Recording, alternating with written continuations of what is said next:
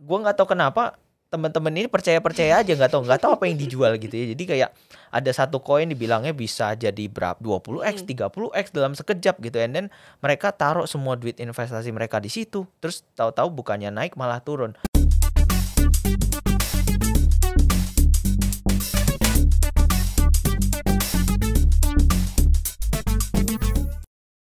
Halo pelanggan Ajaib Kripto, balik lagi ke podcast Cuan Talks Ajaib Kripto. Yeay! Bareng aku kali ini, Vanessa, dan sekarang kita lagi kedatangan bintang tamu yang salah satu konten kreator kesayangannya Ajaib Kripto nih. Kira-kira bisa nebak nggak siapa? Oke, ini dia, ada Kak Andreas Wijaya. Yeay, boleh kali ya Halo. disapa penontonnya, Halo. Pelanggannya.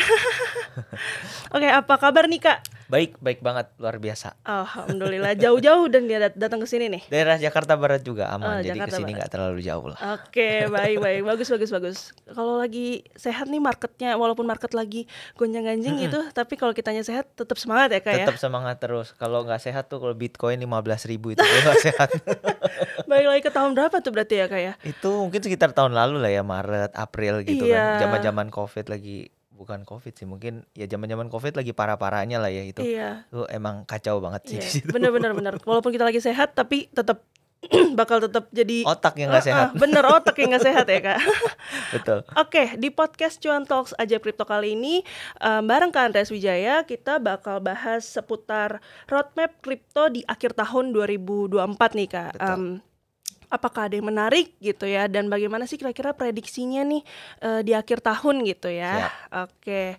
Nah, sebelumnya aku mau nanya dulu nih Kak, kira-kira ada nggak faktor utama nih yang menurut Kak Andre bakal mempengaruhi pergerakan harga Bitcoin dan altcoin gitu saat ini? Kan seperti yang kita tahu ya, kemarin-kemarin gitu, minggu-minggu kemarin, dan bahkan masih sampai saat ini lah ya, Bitcoin juga sempat turun gitu kan. Betul. Ke bawah 60.000 gitu ya, yang dimana sebenarnya di awal tahun, apalagi sebelum Bitcoin halving dan saat-saat Bitcoin halving itu, Betul.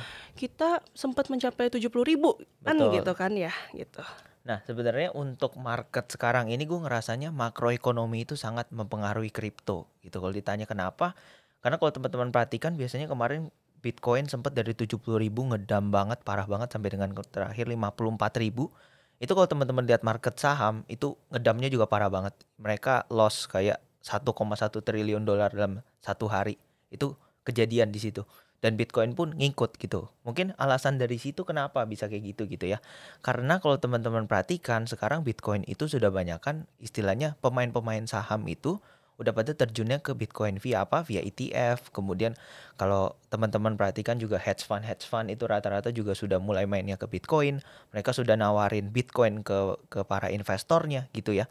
Nah, jadi hal-hal kayak gitu tuh sangat mempengaruhi ke Bitcoin gitu ya. Teman-teman bisa lihat walaupun kemarin ngedamnya juga udah mulai nggak gitu parah semenjak ETF itu ada gitu.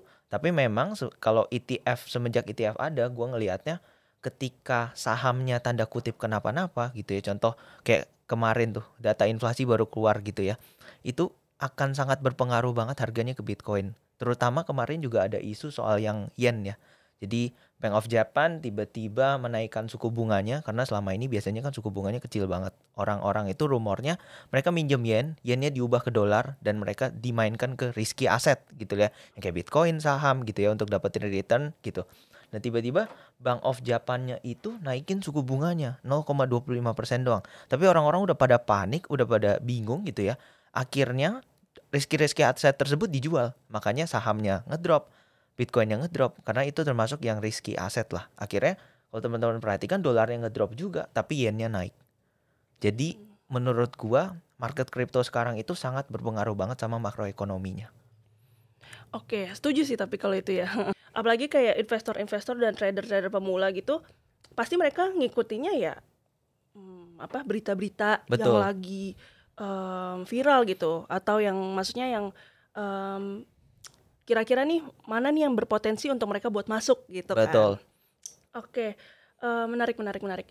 Nah, tapi walaupun Bitcoin nih sekarang mungkin lagi volatile gitu ya, kira-kira ada nggak prediksi dari Kak Andreas nih, berapa sih kisaran harga Bitcoin di akhir tahun 2024 nanti? 2024 ya. Kalau gue jujur pribadi gue nggak muluk-muluk sampai dengan 150.000.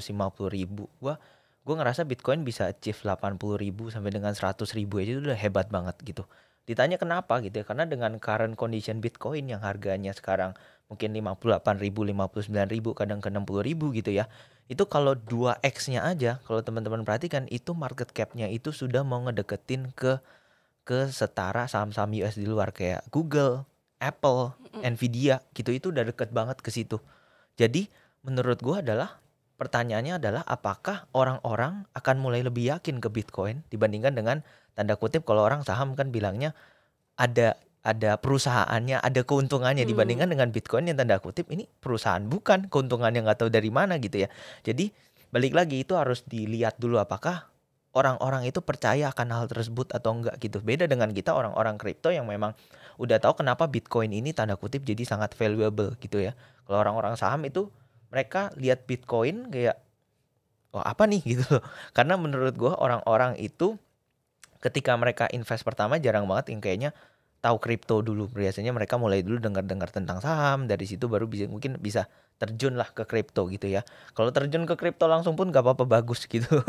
Tapi so far pribadi dari gua bisa sentuh 80 sampai dengan 100 ribu itu udah sangat-sangat bagus sih. Karena secara market cap jujur udah mulai nyaingin ke saham-saham yang gede banget. Jadi dari situ butuh capital lebih gede untuk naikin lebih banyak lagi. Seperti itu. Setuju kayak ya banyak yang pakar-pakar kripto nih itu tuh aku baca yang ngeprediksi harga Bitcoin di akhir tahun tuh ya sekitar 80 sampai 100 ribu gitu ya. Betul. Yang mereka pede gitu ya di akhir tahun gitu. Ya kita lihat aja nanti ya. Yes, balik lagi itu prediksi bukan sesuatu yang pasti lah. Benar gitu. Terserah kalian juga nih kalau misalkan mau hold atau mau take profit ketika lagi naik kan. Yes, terserah betul. kalian juga. Nah, kalau misalkan kita bahas soal altcoin gitu, kira-kira menurut Kak Andreas nih, dari ya semua altcoin ini nih, altcoin mana sih yang paling berpotensial, yang paling menarik gitu di akhir tahun nanti 2024 gitu, dan kira-kira kenapa sih altcoin itu tuh bakal berpotensi gitu? Oke, kalau untuk altcoin balik lagi ini my personal preference gitu ya. Jadi please do your own research dulu sebelum ikutan beli intinya gitu. Karena walaupun gua mention sekarang rata-rata altcoin yang gue udah beli itu beneran gue udah beli di kemarin-kemarin pada saat bear market dimana yang udah cuan lah, dan sekarang gue literally tinggal hold gitu. Bahkan ada beberapa yang diutilize di beberapa protokol untuk bisa dapetin baik itu poin ataupun bunga lah, intinya seperti itu. Kalau ngomongin altcoin, gue lebih sukanya untuk bagi jadi beberapa sektor intinya. Kalau pertama sektor, kalau dari L1 saat ini gue lagi suka banget Sui. Kenapa gitu? Kalau buat teman-teman yang udah pernah nyobain Sui blockchain, itu dia cepet banget, murah banget, bahkan menurut gue lebih cepet dan lebih murah daripada Solana gitu ya. Solana kan suka mati-mati nih gitu ya, tapi kalau Sui menurut gue stable lah gitu ya. Dan selain itu buat teman-teman yang udah pernah nyobain dan ngelihat harganya dan kawan-kawannya sih gue cocok banget sama Sui. Yang kedua ada L2. Kalau L2 itu sebenarnya banyak tokenless project yang gue bullish juga gitu, tapi sayangnya mereka belum ada tokennya, jadi gue nggak bisa mention lah di sini gitu ya. So far sih gue bullishnya ke MNT atau Mantle. Kalau mungkin pernah dengar Mantle, karena dia itu lini bisnisnya nggak cuma L2, berbeda dengan Manta yang emang L2 dia hanya dapat fee dari blockchainnya aja. Kalau blockchainnya jalan orang bayar gas fee, itu dia dapat keuntungan lah intinya gitu. Kalau Mantle itu dia udah jadi semacam kayak DAO gitu ya. Dan dari situ dia itu bikin banyak semacam kayak liquid staking token lagi, di mana liquid staking token tersebut orang bisa beli, orang bisa dapat bunga, dan kadang diberikan ekstra bunga gitu ya. Jadi orang bisa farming juga gitu. Jadi menurut gue secara L2 itu L2 yang sangat berkembang karena dia juga fokus lah ke tempat lain gitu, dan liquid staking token tersebut juga bisa dipakai di L2 tersebut. Jadi menurut gue itu bagus banget lah untuk si Mantle gitu ya.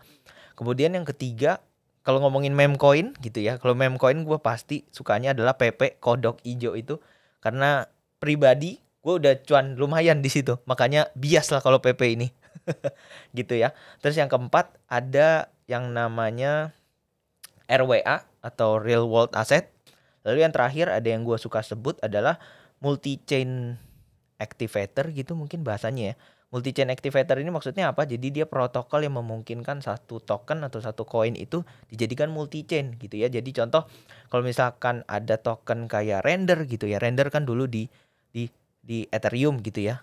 Lalu dia pindah ke Solana. Nah mungkin nanti via multi-chain activator ini dia bisa ada di si Solana dan juga Ethereum. Itu dia nama protokolnya adalah Layer Zero. Dari kemarin juga Maret lalu apa April gitu baru airdrop kalau nggak salah. Dan gue dapet juga, tapi gue sebagian ada yang gue hold karena gue jujur gue lumayan yakin dengan si Layer Zero ini. So far itu sih altcoinnya. Oke, lumayan ya ternyata. Lumayan. Lumayan ya. Oh, boleh di-spill nggak Kak dikit banyakan porto masuknya nih, banyakan porto altcoin apa Bitcoin? Oke. Kalau gue porto gue bagi dengan sangat wise lah ya bahasanya gitu. Kenapa? Karena balik lagi ketika market turun jangan sampai marketnya turunnya rata-rata 20-30%, tapi portofolio kalian turunnya 50 sampai dengan 70%. Kalau itu terjadi berarti tanda kutip ada yang something yang salah dengan kalian. Menurut gue seperti itu. Kalau gue secara pribadi portofolio gue tetap banyakkan di Bitcoin. Itu udah pasti gitu ya. Karena balik lagi Bitcoin di hold, kalian mau di lending, mau di borrow, itu juga lebih stable daripada kalian lending borrow di altcoin lah bahasanya gitu ya. Kemudian kedua di Ethereum. Ethereum ini cuma rata-rata dia pada sekolah sekarang. Sekolah untuk dapat poin lah karena zaman sekarang lagi banyak banget airdrop untuk dapetin poin. Jadi daripada Ethereum-nya nganggur gitu kan ya. Jadi disekolahin aja gitu ya. Terus kemudian gue yang ketiga sekarang hold paling gede yang jelas altcoin, tapi ada beberapa gitu ya. Ada beberapa yang termasuk yang tadi gue sebutin, ada beberapa juga altcoin kecil yang gue tanda kutip yakin gitu ya. Tapi saat ini itu pembeliannya udah sampai limit gitu lah. Jadi belum ada fresh money lagi yang gue berani untuk pour in di harga sekarang untuk bisa beli lagi karena gue ngerasa belum terlalu murah lah. Jadi gue ada beberapa altcoin tersebut yang porsinya masih kecil. Lalu yang terakhir gue tetap selalu reserve cash gitu ya. Kenapa? Karena balik lagi di money market kalau lu nggak punya duit susah. Benar. Susah banget gitu ya. Jadi pilihannya adalah kalian mau beli secara bertahap pelan-pelan ataupun kalian benar-benar tiap bulan itu masukin duit terus lah. Itu deposit terus lah gitu ya. Jadi sebenarnya kalau gue secara pribadi gue memang dulu sudah ada deposit gede, kadang dapat airdrop segala macam gue jual gitu. Gue udah emang ada cash yang gede gitu ya. Dan gue itu beliin cicil-cicil pelan-pelan lah, intinya seperti itu. Tuh berarti denger ya guys ya, buat kalian yang mungkin baru mau investasi tapi maunya all in Bitcoin gitu ya. Bisa dengerin juga nih kalau Kak Andreas nih sebenarnya pembagian diversifikasinya tuh seperti apa dan alasannya juga seperti apa gitu. Betul. Ya. Nah oke. Kak, aku juga mau nanya nih, maksudnya kan mungkin masih banyak yang baru mulai nih investasi di aset kripto gitu ya. Dan mungkin juga ada yang baru beberapa tahun atau mungkin yang udah dari lama juga gitu. Betul. Ya. Nah, kalau menurut Kak Andrea sendiri nih, apa sih perbedaan pasar kripto yang dari awal nih, yang dulu-dulu gitu, dan pasar kripto yang sekarang? Oke. Gua udah survive bear market itu mungkin kayak 2 kali lah ya. 2 kali, dan bear market yang pada saat pertama itu bear marketnya nggak ada sama sekali noise tentang kripto. Itu beneran isinya FAT doang ataupun beneran kayak zaman Ice Age lah. Beneran freeze aja gitu loh. Aset kripto pun jalannya juga sideways aja di bawah, nggak ada yang beli, nggak ada yang jual, nggak ada yang beli, nggak ada yang jual gitu.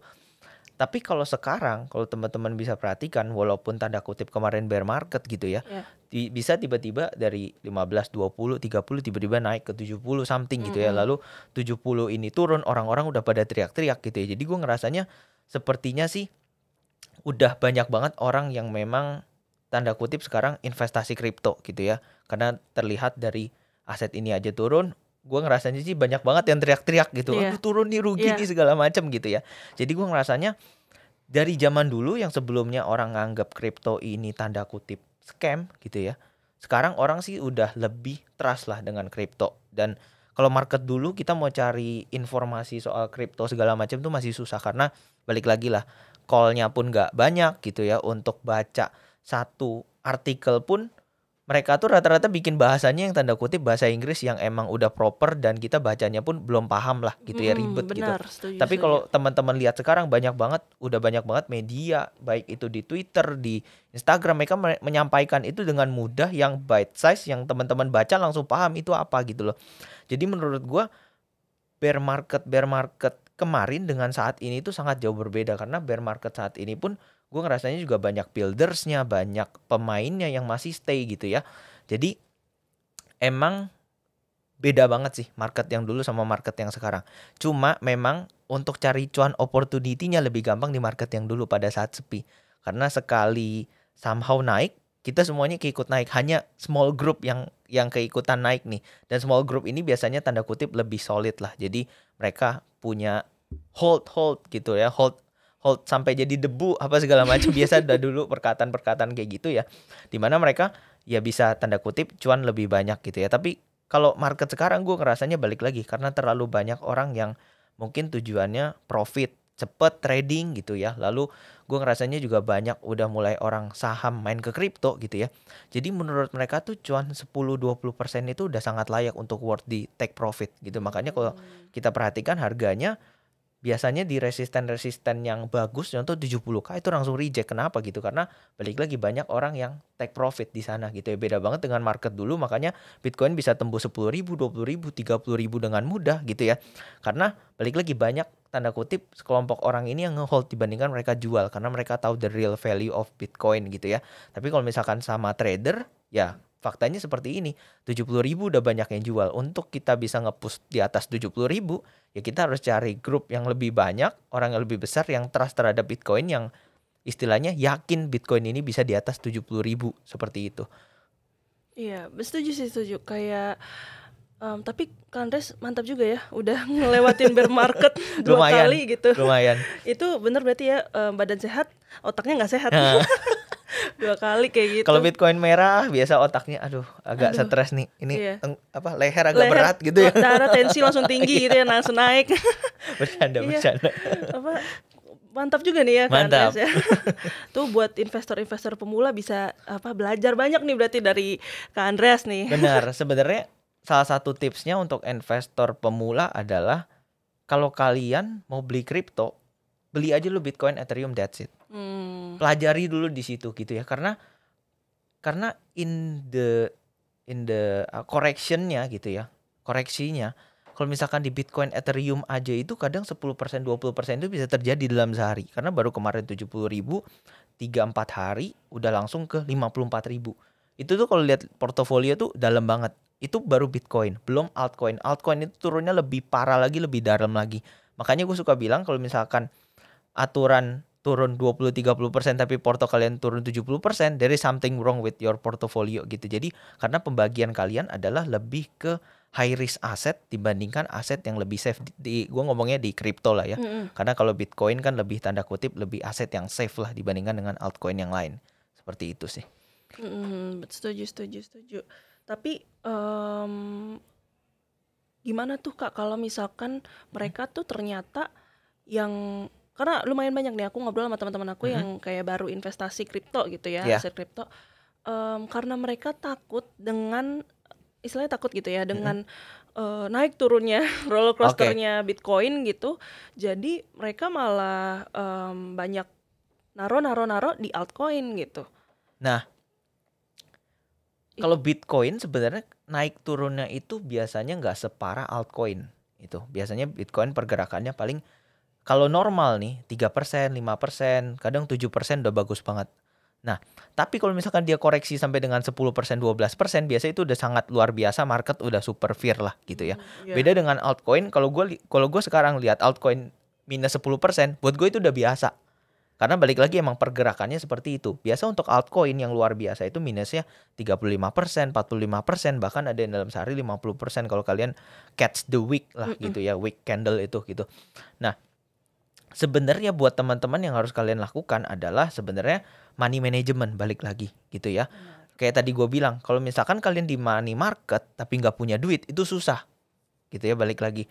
Nah, jadi usahain kalau misalkan kalian yakin dengan satu altcoin pun ya belinya secara pelan-pelan, cicil gitu ya, dengan teknik DCA namanya gitu ya.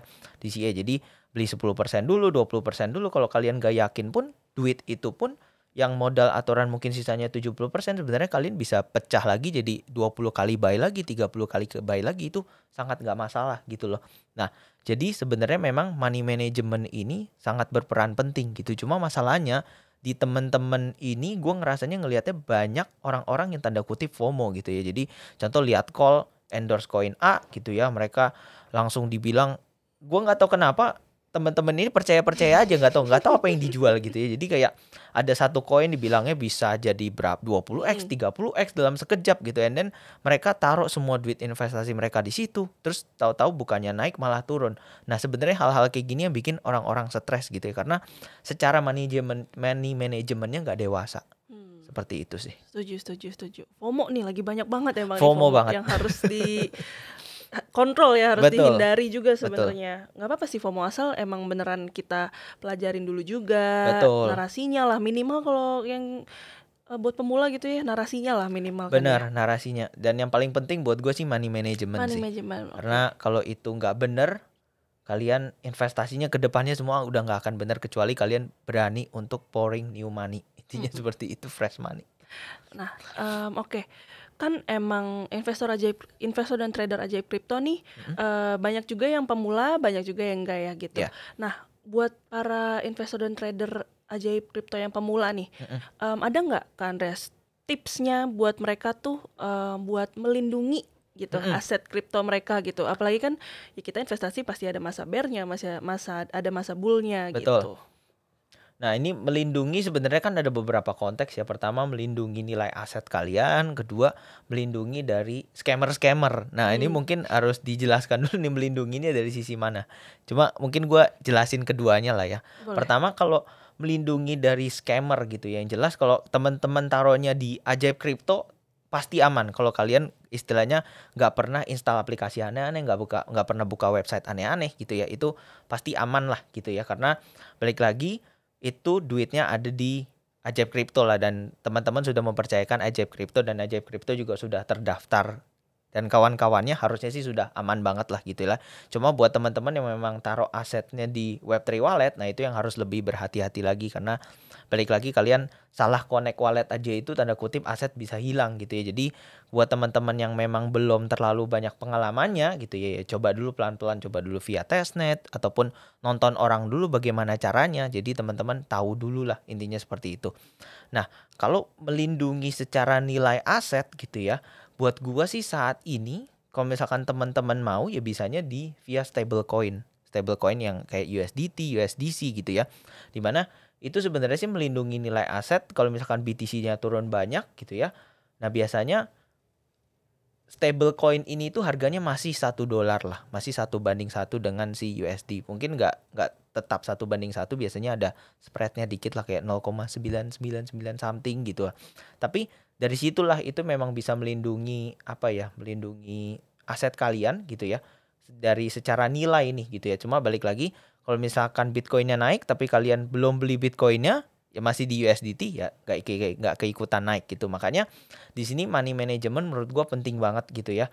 Karena balik lagi kalau misalkan kalian beli tapi tidak menggunakan manajemen yang baik, ketika dia turun banyak kalian gak punya duit buat beli lagi, kalian cuma bisa meratapi penurunan tersebut gitu loh. Tapi kalau misalkan kalian money manajemennya baik, kalian masih punya cash ketika Bitcoinnya atau aset kripto lainnya yang turun, itu kalian bisa serok, dan pastinya kalau kita yang bisa serok sih lebih happy daripada yang gak bisa serok gitu sih. Jadi makanya untuk melindungi itu, pertama money management itu penting banget. Kedua, yang penting kalian install aplikasi aneh-aneh, tidak visit aplikasi aneh-aneh, itu harusnya aman gitu. Benar-benar, karena aku banyak banget nih nemuin juga emang ya Min nggak bisa serok, itu pas banget tuh lagi bear market tuh. Ya Min nggak bisa serok, aku pengen serok tapi duitnya habis bla bla bla gitu segala macam. Nah itu buat kalian ya mungkin yang bisa tuh ngikutin tipsnya dari Kak Andreas. Pertama money management, pokoknya itu jangan lupa. Nah menurut Kak Andreas sendiri nih, strategi investasi mana sih yang paling cocok gitu, yang lebih baik gitu, maksudnya strategi investasi aset kripto ya, jangka pendek atau jangka panjang? Nah, kalau jangka pendek dan jangka panjang, menurut gua seharusnya teman-teman bagi jadi dua. Kalau gua anggapnya jangka pendek itu harusnya untuk trading lah, dimana teman-teman beli cuan 10%, 5%, teman-teman mau jual gitu. Kemudian kalau jangka panjang adalah teman-teman yang pengen gainnya lebih lah, mungkin bisa 200%, 300%, mungkin gue nganggapnya seperti itu dulu ya. Nah, harusnya teman-teman bukan memilih itu tapi melakukan kedua hal itu gitu loh. Jadi memang ada portofolio yang memang untuk jangka panjang, ada portofolio yang untuk jangka pendek yang tanda kutip tiap bulan, tiap minggu berubah pun gak masalah. Karena itu balik lagi tujuannya adalah untuk mungkin untuk biaya bulanan ataupun untuk kalau misalkan ada keuntungan diputar lagi untuk diinvestasi jangka panjang. Karena ada yang kayak gitu dan gue kebetulan begitu gitu loh. Nah, jadi kayak sebaiknya sih teman-teman melakukan kedua hal tersebut. Cuma memang perbedaannya adalah fokusnya di mana gitu. Kalau memang kalian fokusnya di trading, ya udah silakan emang perbanyak koinnya, perbanyak asetnya, perbanyak modalnya. Jadi ketika kalian bisa trading gitu ya, walaupun kalian mungkin cuan hanya 5-10% gitu ya, tapi dengan modal yang gede kalian bisa cuan yang gede gitu loh. Nah, tapi kalau misalkan kalian aset jangka panjang gitu ya, investasinya jangka panjang, udah pastinya investasi di koin-koin yang memang kalian sudah research dengan baik dan kalian sudah paham betul ini koin itu kerjaannya ngapain. Apakah dia making profit, terus siapa di baliknya, terus apakah orang-orangnya benar atau enggak. Sesimpel itu harusnya kalian sudah tahu gitu loh. Tapi kalau misalkan memang investasi jangka pendek, kalian nggak perlu lihat itu. Kalian biasanya hanya perlu lihat technical analysis lah secara chart, apakah dia lagi di support atau di resisten, mau beli atau mau jual. Seperti itu sih. Oke. Menarik. Nah, sebenarnya selanjutnya ini nih, aku mau bahas yang Kak Andreas juga sering lakukan ya. Iya. Kayaknya aku sering lihat Kak Andreas tuh sering garap airdrop ya. Betul. Sering garap airdrop, bener. Nah, bisa di-share nggak Kak, mungkin lagi ngegarap airdrop apa sih kalau sekarang? Oke, kalau airdrop jujur banyak banget ya. Jadi gue mungkin taruhnya top 5 aja lah, top 5 biar nggak terlalu panjang yang gue lagi garap gitu ya. Pertama ada Scroll itu L2 di Ethereum. Itu basically fundingnya ada $80 juta and then lumayan rame lah. Karena dia pekerjaannya nggak gitu ribet, rata-rata cuma parkir aset dan kita interaksi beberapa kali untuk dapetin badge-nya gitu ya. Itu berpotensi juga karena rame lah sekarang gitu Scroll gitu ya. Nah, kalau buat teman-teman yang pengen garap gimana? Ya udah gampang banget. Kalian tinggal beli Ethereum di Ajaib Crypto, kemudian kalian withdraw aja ke Ethereum, lalu nanti dari Ethereum kalian bridge ke Scroll-nya. Memang yang gue ceritain kesannya panjang gitu ya, tapi sebenarnya itu salah satu ilmu yang memang akan kepake banget di dunia Web3 gitu ya, dimana kita berinteraksi dengan banyak protokol gitu ya. Ya itu emang salah satu hal yang harus kalian lakukan tanda kutip untuk mendapatkan airdrop kayak gitulah. Itu pertama Scroll. Kedua ada yang namanya Linea. Linea ini kalau kakak tahu mungkin yang bikin MetaMask. Nah, wallet MetaMask itu dia bikin L2 juga, namanya adalah Linea. Linea ini secara funding memang udah gede banget dan sekarang memang lagi ngumpulin poin-poin gitulah, dimana kita masukin aset atau ngemin NFT-nya. Kemarin ada di layer 3 selama 4 minggu gitu ya, dimana kita bisa dapetin poin-poin gitu ya. Nanti katanya sih poin tersebut akan di-convert ke tokennya dia. Seperti itu. Yang kedua ada Linea. Kemudian ada yang ketiga ada Symbiotic. Buat teman-teman yang belum tahu, Symbiotic itu kayak semacam Eigenlayer, tapi gue ngerasa Symbiotic ini early banget gitu ya. Jadi ketika Eigenlayer sudah terlalu rame, teman-teman bisa coba untuk cek lah Symbiotic ini gitu ya. Kemudian yang keempat itu ada Soft Protocol. Soft Protocol basically itu kayak semacam utilize BTC teman-teman, di mana BTC teman-teman bisa diganti ke BTC mereka, kemudian bisa digunakan untuk lending, borrowing. Dimana yang jelas pastinya menghasilkan bunga dan di situ dia belum ada tokennya, jadi potensial lah gitu lah ya. Kemudian yang kelima, yang terakhir ada Hyperland. Hyperland ini semacam layer zero, dimana dia bridge-an lah antara satu blockchain dengan blockchain lain gitu ya. Dia menghubungkan antar blockchain, tapi dia uniknya adalah dia bisa menghubungkan blockchain antara si Cosmos dengan EVM, Solana dengan EVM, dan masih banyak lagi gitu ya. Dan secara mereka juga kemarin kalau nggak salah barusan rilis Hyperland Foundation gitu ya, dimana mereka udah state ada tokennya gitu. Jadi emang tergantung kita aja untuk farming di Hyperland lah, seperti itu sih. So far 5 itu yang potensial. Banyak ya. Dan itu belum semua ya malah ya. Belum semua, jujur masih banyak banget, tapi kalau diobrolin sekarang habis nanti waktunya. Nggak cukup durasinya ya. Yeah. Nah, itu menarik banget sih karena buat para investor dan trader kripto gitu yang kayaknya juga mungkin belum pernah gitu masuk airdrop, dan termasuk aku belum pernah masuk airdrop. Itu makanya aku nyikmak sama banget nih yang tadi Kak Andreas bilangin. Cuma kira-kira buat apalagi buat pemula gitu ya, Mm-mm. mendingan kita masuk atau belajar airdrop dulu Mm-mm. atau kita trading? Nah, sebenarnya ini nih dua hal yang sebenarnya kayak kuliah gitu ya. Kalau kuliah kalian ambil jurusan komunikasi, kalian biasanya disuruh pilih nih mau PR atau broadcast gitu ya. Kalau ambil IT, ya udah kalian mau back end, front end. Kalau DKV kalian mau ambil lebih ke gambar atau ke graphic design. Nah, ini sama sebenarnya menurut gua di dunia di dunia kripto ataupun investasi gitu ya. Nah, kalau di kripto, kalau misalkan kalian cobain, kalian lebih nyaman yang mana? Basically, kalau gue bisa jelaskan secara singkat, kalau trading pertama itu pasti butuh modal, butuh duit. Kalian harus ada duit yang dimasukkan, dan kalian harus menguasai technical analysis, segala macam, bentuk-bentuk, chart, segala macam. Candlestick dan kawan-kawan itu pastinya harus kalian kuasai gitu ya.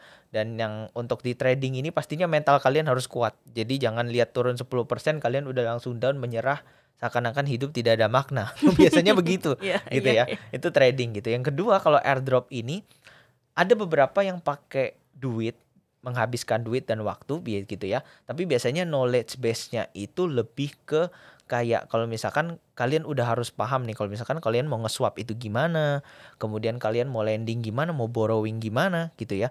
Kalian sudah paham kurang lebih gimana caranya untuk berinteraksi di satu blockchain atau satu protokol. Biasanya secara airdrop ini memang skill yang harus dipakai itu banyak gitu ya. Karena balik lagi banyak banget jenis airdrop, berbagai jenis, banyak banget, beda-beda mereka mintanya gitu ya. Dan kita sebagai airdropper ya memang harus menguasai itu semua. Jadi misalkan emang ada satu project yang kita lihat bullish gitu ya, jadi kita bisa ngerjain hal tersebut lah gitu ya. Memang sih untuk keduanya ini kalian boleh pilih gitu ya, tapi gue nyaranin untuk tidak dilakukan bersama gitu. Kenapa gitu ya? Karena buat gue balik lagi kuliah pun kita fokus gitu ya. Jadi nggak ada salahnya untuk di sini pun kita fokus. Kalau misalkan teman-teman punya modal, ya udah boleh coba fokus untuk di trading gitu. Tapi kalau misalkan teman-teman nggak punya modal, kalian bisa via airdrop untuk coba garap via testnet dulu tuh. Dimana kalian belajar tuh tentang swap, tentang lending, tentang borrowing, apa segala macam gitu ya. Dan secara airdrop pun itu gue juga udah ada di YouTube channel gue ngajarin tuh dari awal semua tentang airdrop ini, tentang apa itu blockchain, apa itu wallet, web3 segala macam gitu ya. Jadi emang buat teman-teman yang pengen untuk coba boleh silakan cek tuh di YouTube gue ada. Mampir ya guys habis ini, jangan lupa. Yes, thank you. Nah Kak, ini mau masih airdrop lagi sedikit. Boleh nggak Kak dikasih 3 kata gitu, 3 kata tips singkat caranya yang terbaik gitu atau versi Kak Andreas gitu buat cari airdrop gitu. Oke. Yang layak buat kita garap. Oke, pertama cari airdrop yang buat layak adalah pertama kalian harus paham dulu airdrop ini tentang apa. Mereka mau ngapain, intinya seperti itu. Apa yang mereka coba solve lah, intinya seperti itu yang pertama. Kedua, kalian harus paham juga soal fundingnya, siapa yang di belakangnya gitu ya. Berapa banyak duit yang udah mereka kumpulkan. Biasanya dari situ berpengaruh banget sama hasil akhir yang akan kalian dapat gitu ya. Karena balik lagi kita kalau di kripto itu ada culture-nya, biasanya kita cuma mau berinteraksi sama protokol yang punya duit gitu loh. Kalau dia nggak punya duit biasanya udah susah lah, intinya seperti itu. Dan yang terakhir adalah sebenarnya apakah teman-teman punya waktu untuk mengerjakan hal tersebut atau enggak gitu ya. Karena zaman sekarang jujur airdrop mintanya makin aneh-aneh gitu ya. Karena ada satu airdrop yang memang tasnya sampai dengan 300 gitu ya.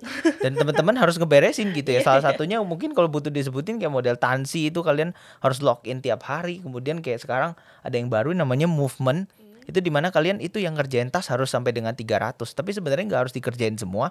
Tapi jelas kalau kalian mau dapetin banyak ya harus dikerjain semua gitu loh. Jadi sebenarnya kalau airdrop ini memang teman-teman harus pilih juga apa yang mau dikerjain, apa yang mau difokusin. Nah, gimana cara untuk memilih yang fokus? Yaitu dari fundingnya, terus apa yang mereka coba solve.